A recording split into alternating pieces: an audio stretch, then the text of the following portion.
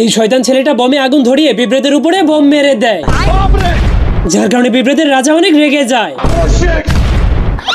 এই জন্য তারা সেই ছেলেটাকে মারার জন্য তাদের সংসদ ভবনে সেই ছেলেটার বিরুদ্ধে যুদ্ধের ঘোষণা করে দেয়। এবং তোমাদের যা কিছু আছে তাই নিয়ে প্রস্তুত থাকো। মনে রাখবা, রক্ত যখন দিয়েছি রক্ত আরো দেবো।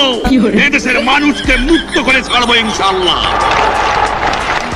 এরপর তারা তাদের সব সৈন্যদেরকে নিয়ে ছেলেটাকে আক্রমণ করার জন্য তার দিকে যেতে শুরু করে, কিন্তু তখন তারা দেখতে পায় শয়তান ছেলেটা তার ঘরের বাইরে পড়ে পড়ে ঘুমাচ্ছে। এই জন্য পিঁপড়াগুলো সেই সুযোগে তার বমগুলোকে চুরি করে তার বম দিয়ে তার উপরেই আক্রমণ করে দেয়। এই জন্য সে অনেক রেগে যায়, তোর মরণের চুলকানি উঠছে।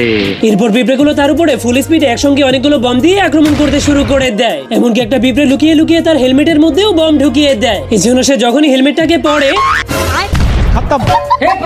তবুও সে হার না মেনে প্রতিশোধ নেওয়ার জন্য পিঁপড়েগুলোর ঘরের মধ্যে একটা বম ঢুকিয়ে দেয়। এরপর জলদি করে সেখান থেকে চলে যায়।